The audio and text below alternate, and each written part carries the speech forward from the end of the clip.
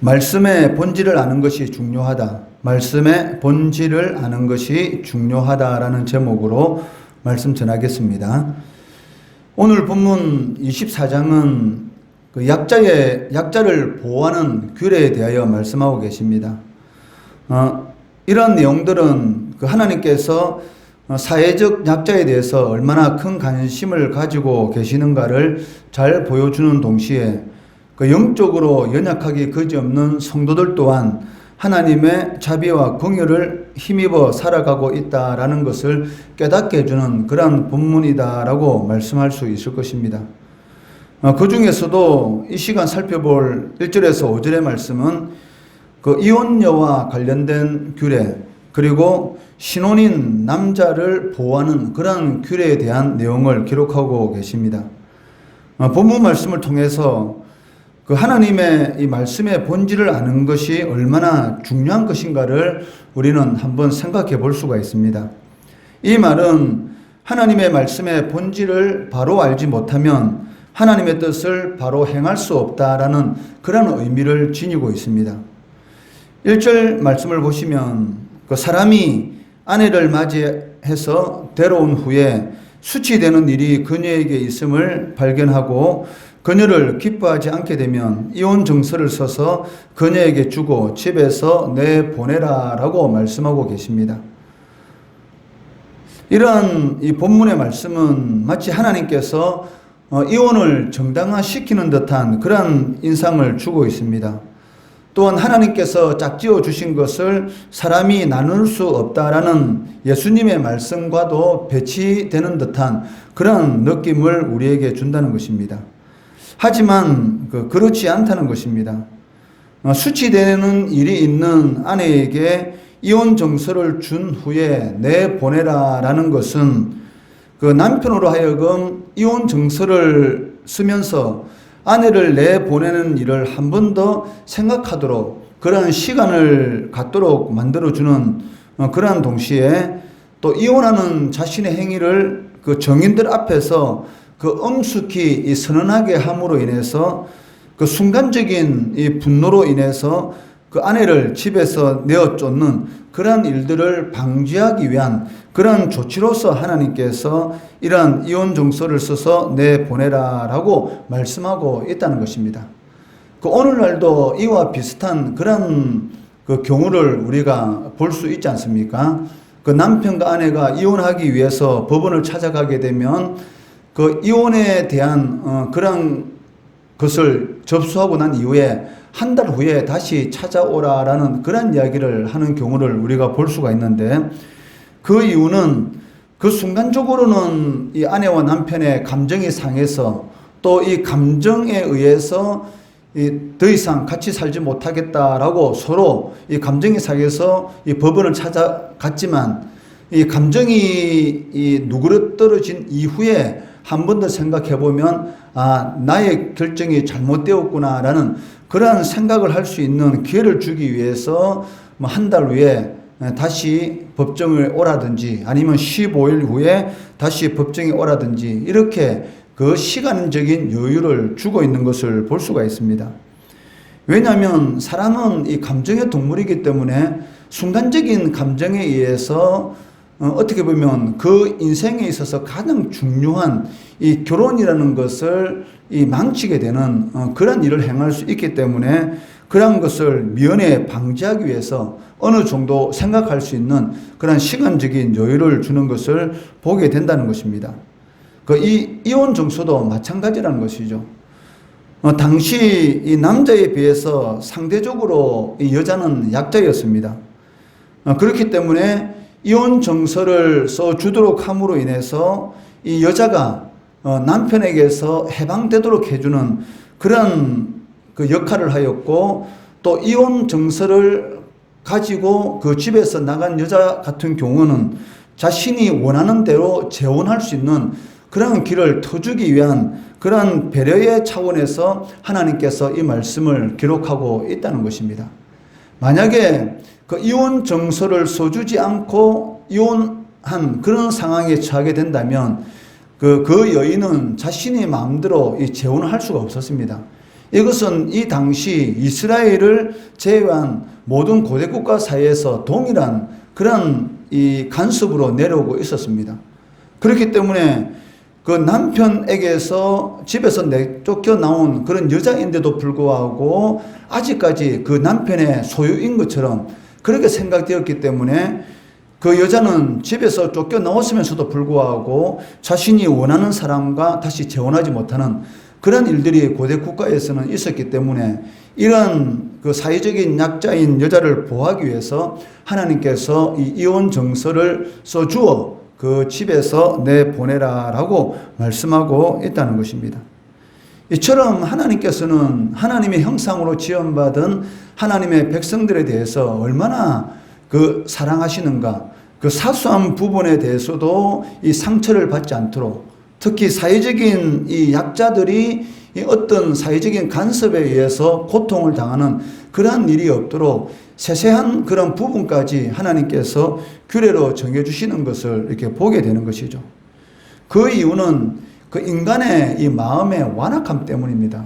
얼마나 사람의 이 마음이 완악한지 자신의 이 편리한 대로 모든 것을 해석하고 그 일을 행하려고 하는, 그리고 조그만 이런 그 권리라도 가지고 있으면 그 권리를 가지고 이 폭력적으로 사용하는 그런 인간들의 이 완악함을 하나님께서 너무나 잘 알고 계시기 때문에 그 사회적인 이 약자인 이 여자를 보호하기 위한 그런 조치로서 이런 이혼 정서에 이런 규례를 주시고 계시다는 것입니다.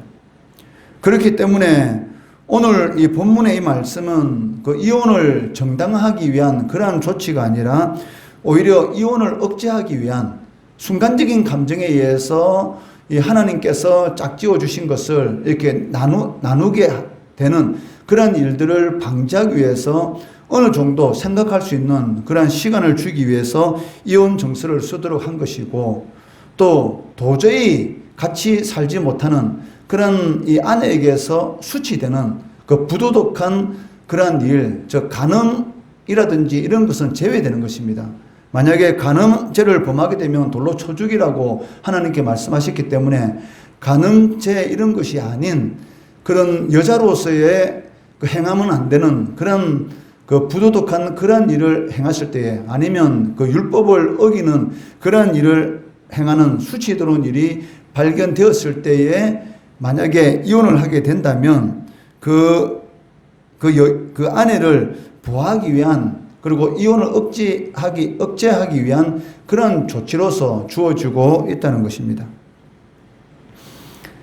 그런데 바리새인들은 그 이와 같은 그 하나님의 이 율법을 주신 그 본질을 제대로 알지 못했던 것이죠. 하나님께서 왜 이혼 정서를 써서 그 아내를 내보내라고 했는가?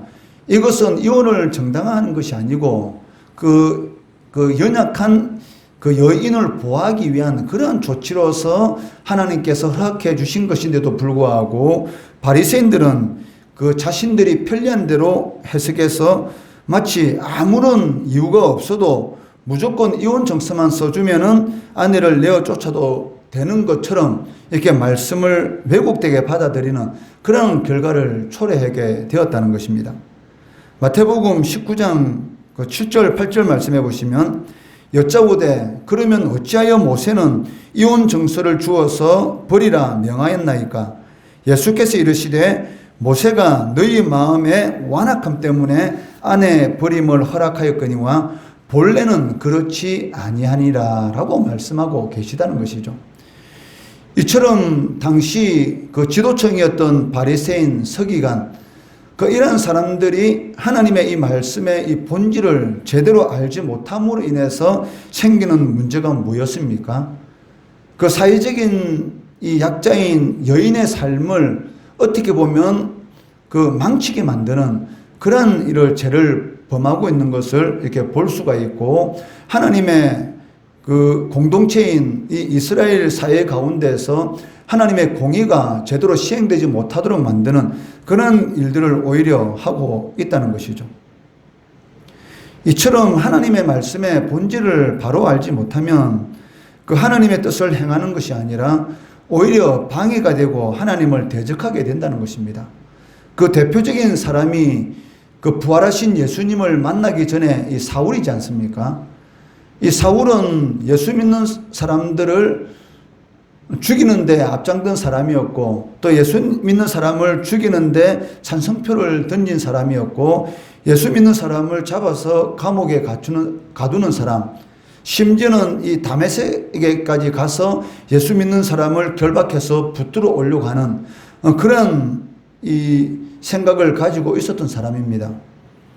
당시 이 사울의 생각은 무엇이었습니까? 자신은 하나님의 말씀대로 행한다라고 생각하고 있었던 것이죠. 그렇지만 이 다메섹으로 예수 믿는 사람들을 잡으러 가던 그 길 위에서 부활하신 주님을 만나게 되고, 자신이 지금까지 행하던 이런 모든 일들이 하나님을 위한 것이 아니라 오히려 하나님을 대적하는 그런 일을 행하였다는 것을 깨닫게 되는 것이고, 이방인의 사도로서 이름도 사울에서 이 바울로 이렇게 부르면서 그 많은 이런 이방 민족에게 복음을 전하는 그런 이방의 사도로서 이렇게 세워지는 것을 우리는 볼 수가 있습니다.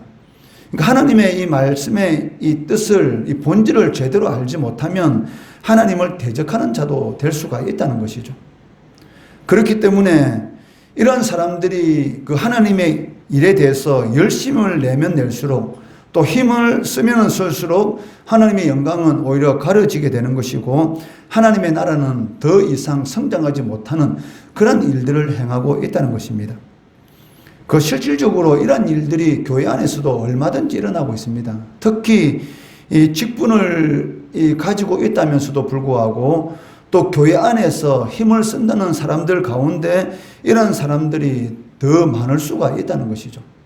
하나님의 뜻은 그것이 아닌데도 불구하고 자신이 편리한 대로 그 하나님의 말씀을 해석해서 상대방을 정죄하고 상대방을 힘들게 만듦으로 인해서 교회 공동체를 어렵게 만드는 그런 일들이 얼마나 많은지 모릅니다. 오늘날 교회 안에 많은 문제가 있고 하나 되지 못하고 교회가 갈라지는 그런 일들이 무엇입니까?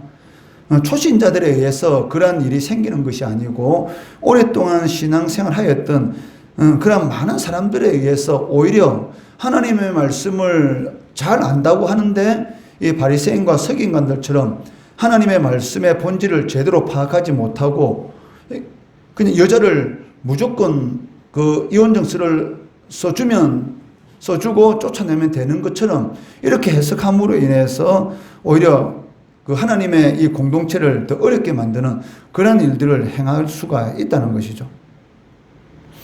이에 대해서 주님은 뭐라고 말씀하십니까?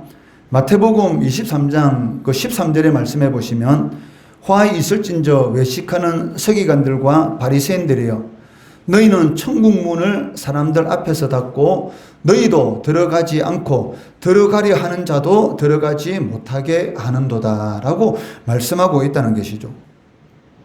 자신만 천국에 들어가지 못하면 되는데 들어가려고 하는 사람들까지 들어가지 못하도록 하나님의 말씀을 이게 잘못 해석하고 또 잘못 가르침으로 인해서 오히려 많은 영혼들을 천국에 들어가지 못하도록 막는, 즉 하나님을 대적하는 그러한 일들을 행하고 있다는 것입니다. 그 우리는 어떻습니까? 과연 그 하나님의 말씀의 이 본질을 바로 알고 행하고 있습니까? 아니면 하나님의 말씀을 내가 편한 대로 해석해서 그 말씀을 가지고 상대방을 살리는데 쓰는 것이 아니라 오히려 정죄하고 상대방을 고통스럽게 만드는데 하나님의 말씀을 이렇게 사용하고 있습니까? 하나님의 말씀의 이 본질을 제대로 알지 못하면 하나님을 대적하는 자로 세워질 수가 있다는 것입니다. 그러한 모습이 나타나는 그 행위가 무엇입니까? 첫째는 사랑이 없다는 것이죠.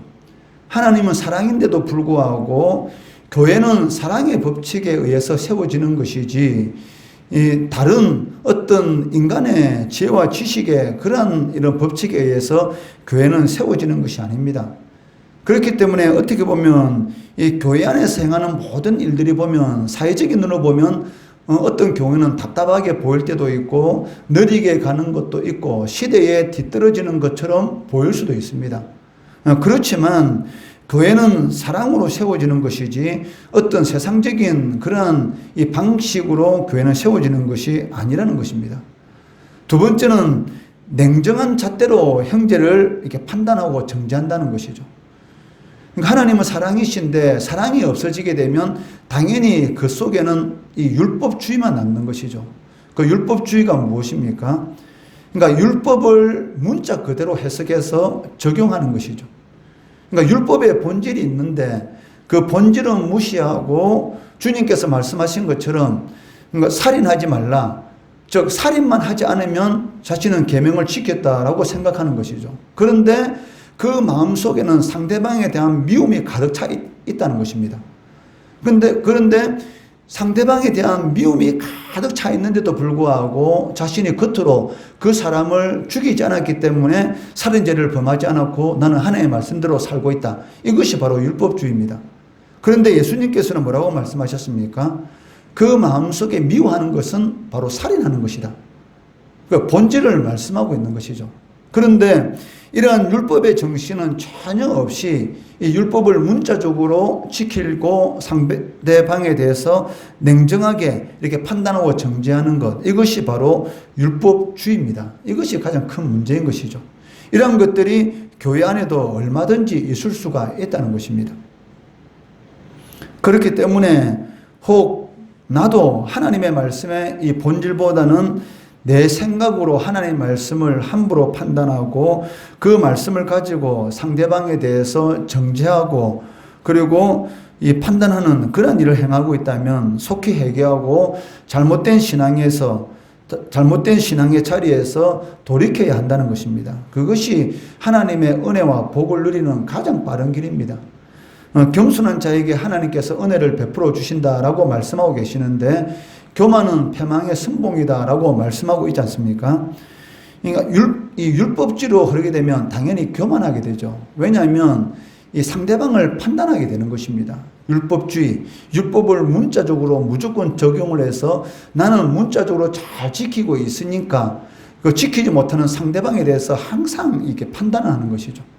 그렇게 되면 내 생각은 옳고 상대방의 생각은 무조건 틀리다라는 이러한 생각을 가지고 있기 때문에 결국은 이 교회 공동체를 이렇게 어렵게 만드는 것입니다. 바울 사도는 무엇이라고 말하고 있습니까? 그리스도인들에게 있어서 모든 것은 가하지만 모든 것이 유익한 것이 아니다라고 말을 하고 있습니다. 내 생각을 가지고 상대방에 대해서 함부로 판단할 수 있는 그런 자유가 있습니다. 그렇지만 그것이 교회에 덕이 되지 않고 교회에 유익이 되지 않고 하나님이 기뻐하지 않는다면 나는 영원히 고기를 먹지 않겠다. 당시 시장에 나오는 모든 고기들은 우상의 신전에서 그 동물을, 그 가축을 데리고 와서 우상 앞에 먼저 이 제물로 바치고 그 다음에 도살해서 시장에 나왔기 때문에 그 믿음이 연약한 자들, 특히 율법적으로 하나님의 말씀을 지키는 자들에게 있어서는 이 시장에 나오는 이 고기를 먹어야 되냐 말아야 되냐 여기에 대해서 엄청난 갈등을 하고 있었던 것이죠. 그런데 믿음이 강한 자들, 즉 우상은 아무것도 아니기 때문에 우상 앞에 가축을 끌고 가서 제물로 드리고 그 다음에 도살해서 나온 고기를 할지라도 전혀 상관이 없다. 그리스도인들은 거기에 대해서 자유롭게 먹을 수 있다. 왜? 신은 오직 하나님 한 분뿐이시기 때문이다라는 이러한 그리스도인의 자유에 대한 믿음을 가지고 있는 사람이 아무 거리낌 없이 믿음이 약한 자들이 보는 앞에서도 시장에서 고기를 사 먹고 심지어는 우상집에 들어가서도 고기를 먹고 음식을 먹는 것을 보고 시험에 들 수가 있다는 것입니다. 그런 일이 있는 것을 보고 바울 사도는 믿음이 강한 자에게 뭐라고 말합니까? 그리스도인들은 모든 일을 행할 수 있는 그런 자유가 있지만 모든 그런 일들이 덕이 되는 것이 아니고 유익한 것이 아니라는 것이죠. 믿음이 연약한 자들에게 내가 하는 모든 일들이 만약에 실족해 하는 시험에 들게 만드는 일이라면 영원토록 고기를 먹지 않겠다라는 그러한 생각을 가지고 신앙생활하는 사람들이 올바른 신앙생활을 하는 것입니다. 내가 모든 것을 할 수도 있고 또 상대방의 잘못에 대해서 판단을 하고 정죄할 수도 있지만 그것보다는 사랑의 법칙에 근거해서 정죄하기 전에 하나님 앞에 그 영혼을 위해서 먼저 기도하는 것이고 그리고 기도하고 그렇다 하더라도 계속 잘못된 길로 갈 때는 가장 부드러운 말로, 사랑하는 말로 권하는 것이죠. 이것이 그리스도인의 올바른 그런 신앙의 이 모습이다. 하나님의 말씀의 본질을 아는 것이다 라고 할 수가 있을 것입니다. 하나님의 말씀의 본질을 바르게 이해하고 그 말씀의 참뜻을 따라 행하는 자, 이것이 바로 하나님이 기뻐하는 하나님의 사람이다 라고 할 수가 있습니다. 그리할 때 하나님께서는 우리들에게 약속하신 모든 은혜와 이 복이 있지 않습니까? 그것을 우리가 누릴 수 있는 그런 은혜를 베풀어 주시는 것이죠. 이 은혜를 바울이 누렸지 않습니까? 세상에 있는 모든 것들은 배설물과 같고 그리스도를 아는 지식을 하나님께서 나에게 주셨는데 이것이 너무나 고상하다는 것이죠. 그런 하나님의 은혜와 복을 누릴 수 있는 그런 삶을 살아갈 수가 있다는 것입니다. 하나님의 말씀의 본질이 무엇인지 잘 깨닫고 그리고 그것을 나에게 먼저 적용을 하고 그리고 그대로 살아갈 때에 하나님께서 이 세상에 줄 수 없는 그런 은혜를 베풀어 주시는 것이죠. 이런 은혜를 누리시는 성도 되시기를 주의 이름으로 축원합니다.